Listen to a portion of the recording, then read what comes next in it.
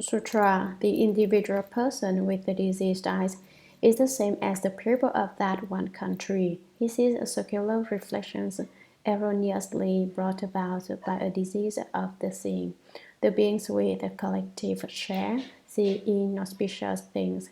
In the midst of their karma of identical views arise pestilence and evils. Commentary: the individual person with the diseased eyes is the same as the people of that one country. The one sick man and the population of that one country all have an empty false seeing. He sees circular reflections erroneously brought about by a disease of the seeing. The one man sees circular reflections, and all living beings of that country see all kinds of disasters and difficulties. It is all because of a defect that the empty falseness arises. The beings with a collective share see inauspicious things. The multitude of people in that one country, with their collective share of karma, see evil omens which are not seen at all in the neighboring country. In the midst of their karma of identical views arise pestilence and evils. The karmic obstacles, the evil conditions bring about the pestilence and evils, because a lot of false views can accumulate and become blocks and misfortunes.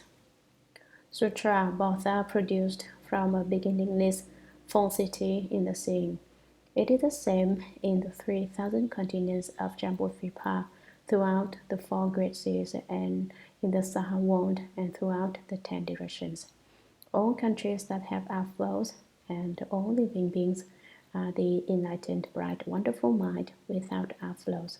Because of the false, diseased conditions that are seen, heard, felt, and known, they mix and unite in false birth, mix and unite in false death.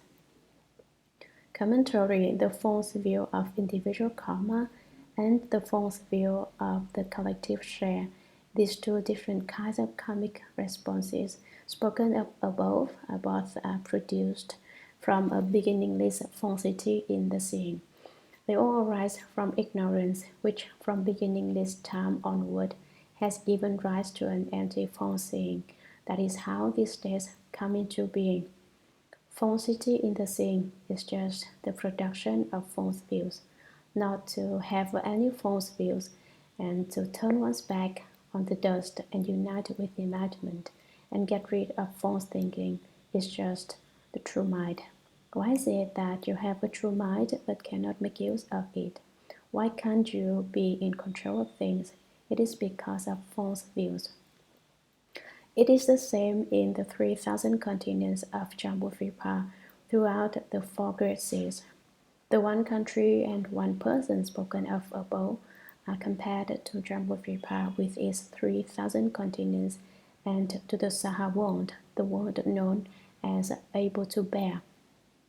Throughout the 10 directions, all countries that have outflows, that is, all the countries in which the living beings have not ended birth and death, and all living beings are the enlightened, bright, wonderful mind without outflows. They are all the seeing, hearing, awareness, and knowing found within the enlightened, bright, wonderful mind without outflows. Because of the false, diseased conditions that are seen, heard, felt, and known, they mix and unite in false birth, mix and unite in false death. All countries and living beings are the seeing, hearing, awareness, and knowing of empty false conditions. When the multitude of conditions mix and unite, they are falsely born. When the multitude of conditions mix and unite, they falsely die. Sutra: if you can leave far behind all conditions which mix and unite, and those which do not mix and unite, then you can also extinguish and cast out the causes of birth and death, and obtain perfect Bodhi, the nature which is neither produced nor extinguished. It is a pure, clear, basic mind, the everlasting fundamental enlightenment. Commentary: dependent retribution and proper retribution were discussed above. Dependent retribution refers to the mountains, the rivers, the great earth, to the houses, buildings, structures, and dwellings. Proper retribution refers to the human body. Dependent retribution undergoes production, dwelling, decay, and emptiness. Proper retribution undergoes birth, old age, sickness, and death. What is meant by production, dwelling, decay, and emptiness? In this world, one development and one decline are called one kampa. When the human lifespan reaches its peak of 84,000 years, then every 100 years, the average height decreases by 1 inch and the lifespan decreases by 1 year. This continues until the human lifespan reaches 10 years. Then it begins to increase again. Once again, every 100 years, the lifespan increases by 1 year and the average height increases by 1 inch. When the lifespan has increased to 84,000 years, that is called one kampa. 1,000 kampas make one small kampa. 20 small kampas make a middle kampa. 4 middle kampas make a great kampa. It takes 20 small kampas for this world to come into being. It dwells for 20 small kampas. It decays for 20 small kampas, and it is empty for 20 small kampas. That is what is meant by production, dwelling, decay, and emptiness. The 20 small kampas of production make one middle kampa. The 20 small kampas of dwelling make a middle kampa. The 20 small kampas of decay and the 20 small kampas of emptiness each make one middle kampa. So production, dwelling, decay, and emptiness take 4 middle kampas, which together make one great kampa. In the proper retribution, there is birth, old age, sickness, and death. People take 20 years to grow up. They dwell for 20 years, they are sick for 20 years, and during the last 20 years, they are preparing to die. There are two kinds of birth and death: shared section birth and death, the birth and death of the body, and change birth and death. The term shared section derives from the fact that each person has a certain share of years to live, and each person has a certain appearance. For example, your height may be 5 feet 6 inches and mine may be 5 foot 9, while another person's height may be 3 feet. Every person has his own appearance. Ordinary people are subject to shared section birth and death. Those are the two vehicles. The Shravakas and conditioned enlightened ones have ended shared section birth and death, but they are still subject to change birth and death. What is meant by change birth and death? Their thoughts flow on in continuous succession. Thought after thought is born, thought after thought dies. The cause of birth and death is ignorance, and its conditions are karmic activity. This cause, ignorance, and this condition, karmic activity, mix and unite, and there is birth and death. Thus the Buddha said, if you can leave far behind all conditions which mix and unite, the mixing and unite of the conditions of ignorance and the karmic activity and those which do not mix and unite, and any connection with those which do not mix and unite, then you can also extinguish and cast out the causes of birth and death. In that way, you can extinguish and cast out shared section birth and death, and continual change birth and death, and obtain perfect Bodhi, the nature which is neither produced nor extinguished. When the cause of birth and death is extinguished and cast out, you obtain the wonderful fruition of Nirvana, the perfection of Bodhi, whose nature is neither produced nor extinguished. It is the pure, clear, basic mind, the everlasting fundamental enlightenment. It is also the basic mind, and it is the fundamental enlightenment which dwells permanently and does not change. That is the self-nature.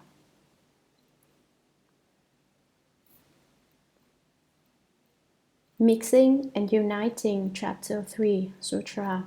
Ananda, although you have already realized that the wonderfully bright basic enlightenment does not by nature come from causes and conditions, and is not by nature spontaneous, you have not yet understood that the enlightened source is produced neither from mixing and uniting, nor from a lack of mixing and uniting. Commentary. This passage is spoken to destroy the concept of mixing and uniting and of not mixing and uniting. Ananda still has doubts about it, So the Buddha espoused this doctrine once again. He says once again that the seeing nature is just as it is. He first reprimands Ananda. Ananda, although you have already realized that the wonderfully bright basic enlightenment does not by nature come from causes and conditions, and is not by nature spontaneous.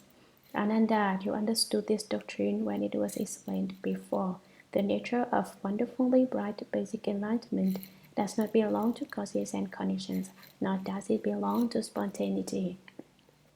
But you have not yet understood, he reminds him. You still haven't understood that the enlightened source is produced neither from mixing and uniting, nor from a lack of mixing and uniting. It does not come from not mixing and uniting either. Mixing and uniting means the mixing and uniting of ignorance and karmic consciousness. You may think it is produced from mixing and uniting, or perhaps from a lack of mixing and uniting, but both ideas are incorrect. The externalist sect, which preaches spontaneity, is called the God Self. Externalist sect, they have a self which is a God self. What they think is this, outside of the categories of appearances. In the eighth consciousness, there is a category of seeing, which is what they refer to as the God self, that changes it into the knowledge and views of an externalist sect. The externalist sect that preaches causes and conditions holds that there is no category of seeing beyond the categories of appearances. So they say that there is no self. There are only appearances, the division of appearances. There are also those who preach mixing and uniting. They say that when ignorance and karmic consciousness mix and unite, there is production and extinction.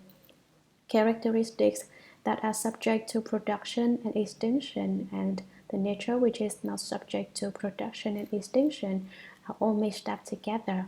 The two cannot be distinguished clearly.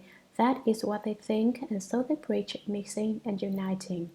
Those who preach a lack of mixing and uniting think that the characteristics which are subject to production and extinction, and the nature which is not subject to production and extinction, are not the same and have nothing to do with one another. So they preach a lack of mixing and uniting. Those are the four kinds of ideas advocated by externalist sects. They are not the doctrines spoken by the Buddha. So now the Buddha, fearing that Ananda may be confused by these doctrines, explains the matter for him once again. He knows that Ananda still has doubts. It is just when there is a false that the true is not separate from it.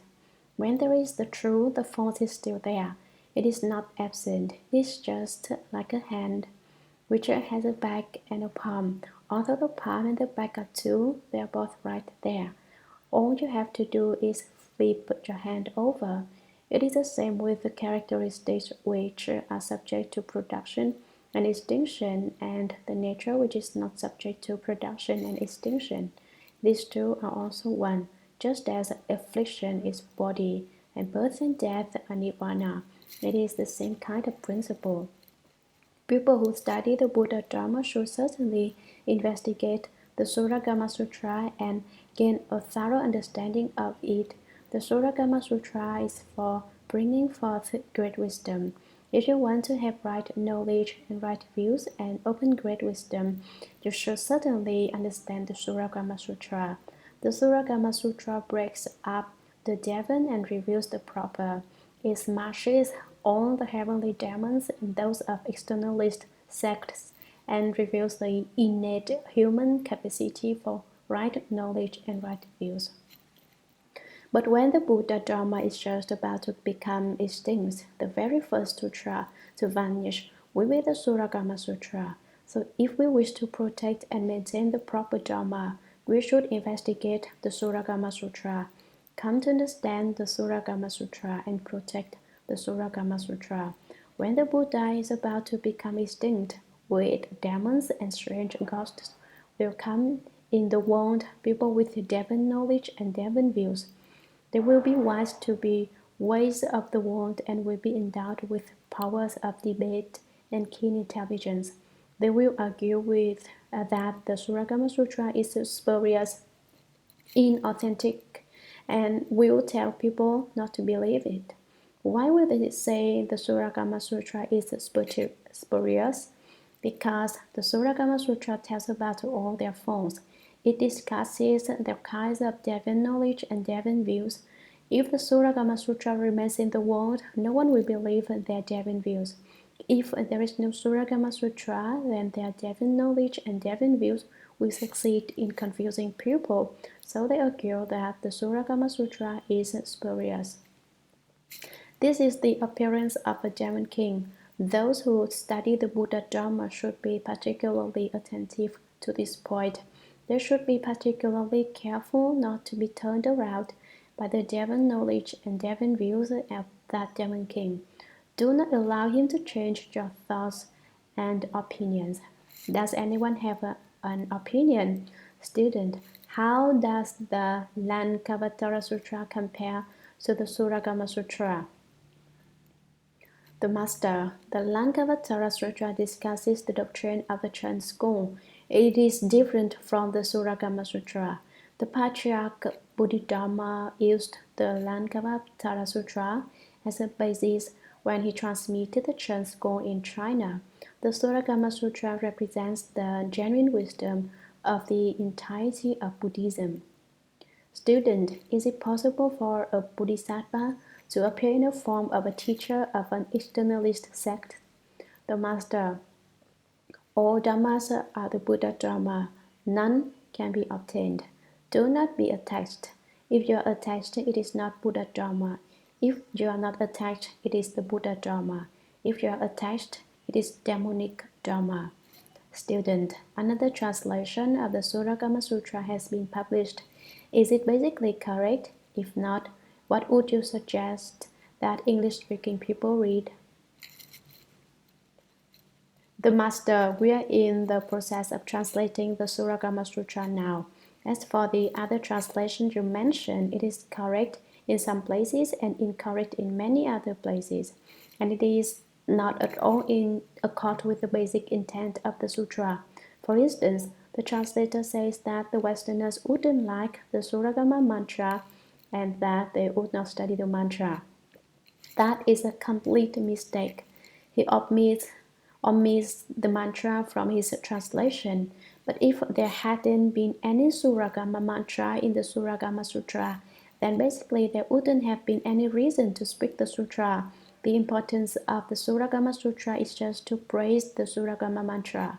The translator took it upon himself to dispense with the mantra.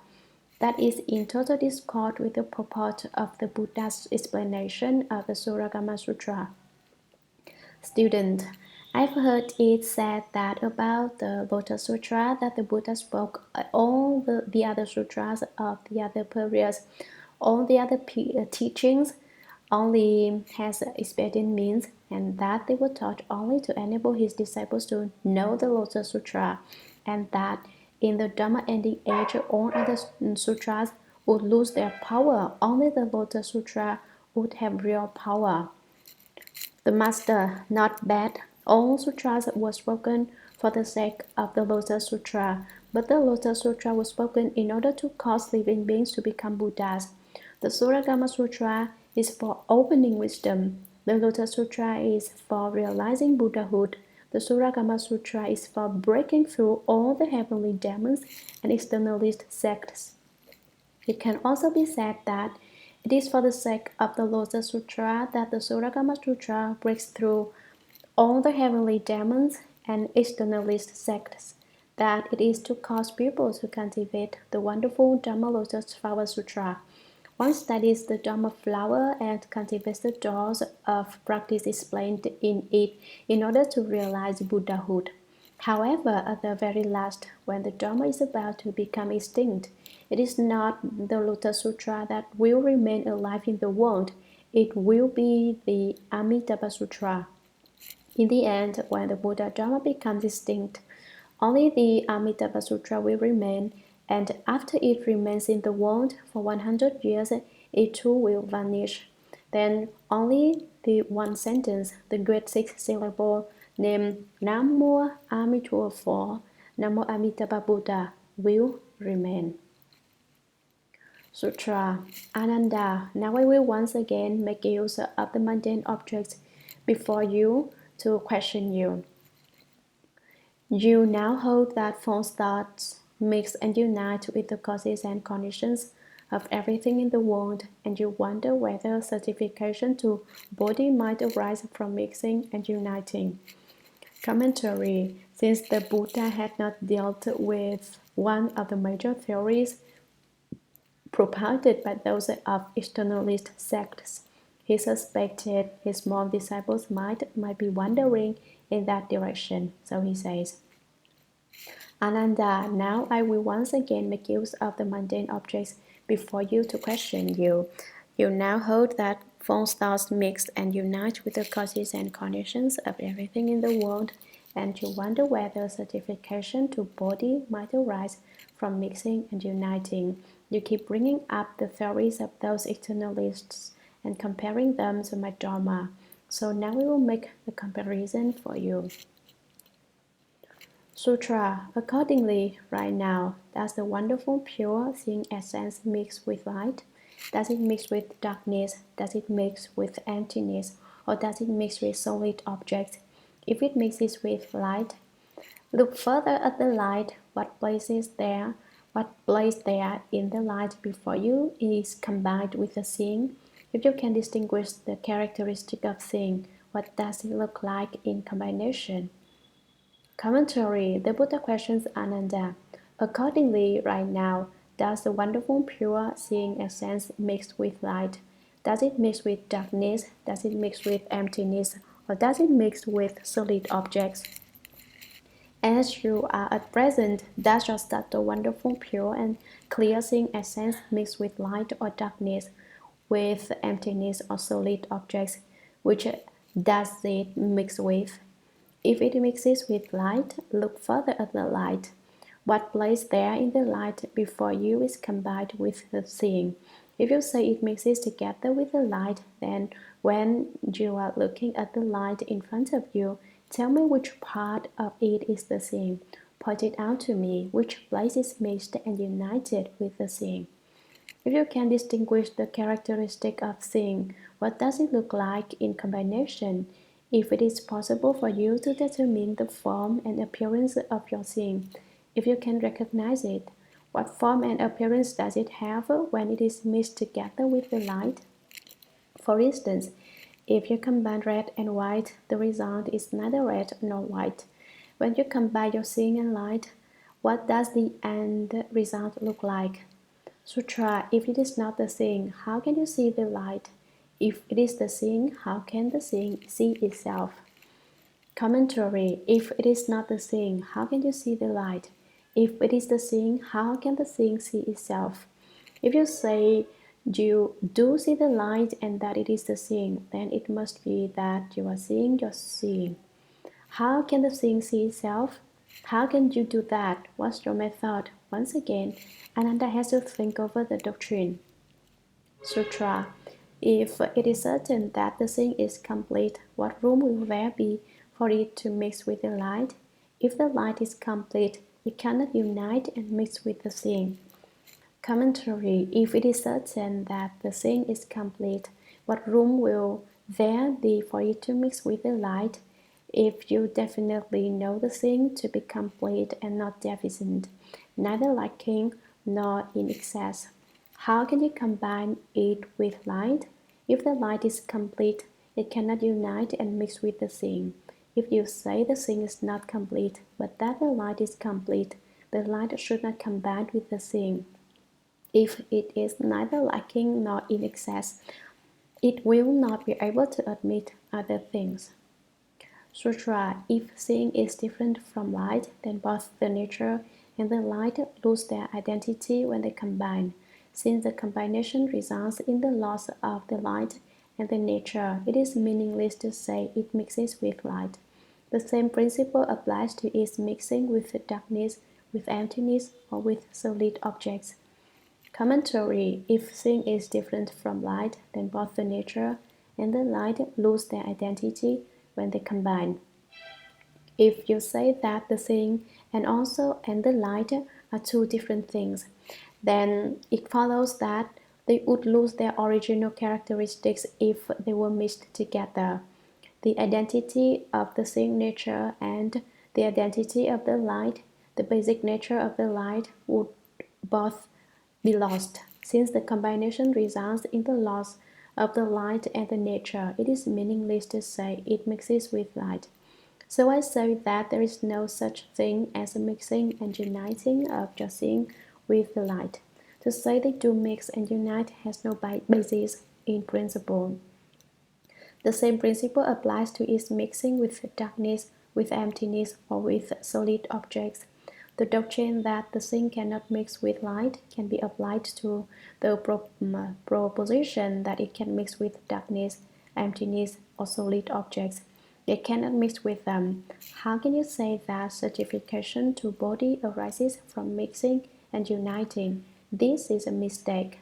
Earlier, Ananda had wondered whether the seeing is based on causes and conditions. The Buddha broke up this idea. Now he had decided that the seeing is the result of mixing and uniting. Step by step, the Buddha has broken up Ananda's confusion. As soon as the Buddha breaks up one kind of confusion, Ananda gets involved in another kind of confusion. He has still not found the genuine doctrine. The Buddha said that all living beings have the Buddha nature and that all can become Buddhas. Some people hear that and go insane and they say, I am a Buddha, everyone is a Buddha. Why don't they say that everyone is a demonic ghost? They say everyone is a Buddha. If everyone is a Buddha, then have you become a Buddha? The Buddha has 3 bodies, 4 kinds of wisdom, 5 eyes, and 6 spiritual penetrations. How many bodies do you have? The Buddha has a pure and clear Dharma body, the perfect full reward body, and millions of transformation bodies. How many bodies do you have? The Buddha has a great perfect mirror wisdom, the fair and impartial wisdom of the nature, the wonderful contemplating and investigating wisdom, and the wisdom that accomplishes what must be done. 4 kinds of wisdom. How much wisdom do you have? The Buddha has 5 eyes, the Buddha eye, the Dharma eye, the wisdom eye, the flesh eye, and the heavenly eye. How many eyes do you have? You don't have a single eye. You haven't opened a single eye, and yet you say, oh, I am a Buddha. What Buddha are you? Buddhas have names. What is the name of your Buddha? I'm just Buddha, you say. If you don't even have a name, what kind of Buddha are you? Buddhas have names too, and there is no nameless Buddha. So to go around saying, everybody is Buddha is to be someone who has gone insane. Yes, everyone is indeed Buddha, but you must practice the Buddha Dharma. After sitting for 6 years in the Himalayas under the Bodhi tree, he saw a star one evening and awakened to the way. That is the work Shakyamuni Buddha did to become a Buddha. But you do as you please from morning till night. If you like to drink, you go out drink. If you feel like smoking, you pull out a cigarette. If you are in a mood for a movie, you go see one. If you like dancing, you go dancing. And then you go home and accompany your wife to bed. And that's a Buddha. That's a realized Buddha. Too easy. So take a look at how much distress and difficulty the Buddha endured to realize Buddhahood, and all you do all day is lie in bed and sit around the house. One need not speak of 6 years in the Himalayas. You haven't even sat there for 6 days. If you could sit there in a state of unmoving suchness for 6 days, I would consider you a Buddha. But you haven't even sat for 6 hours, and yet you say of yourself that you have realized Buddhahood. How could that not be called upside down? Ananda may be upside down, but that viewpoint is even more upside down than Ananda's. So I call such people demon kings. From now on, when you meet people like that, you may also call them demon kings.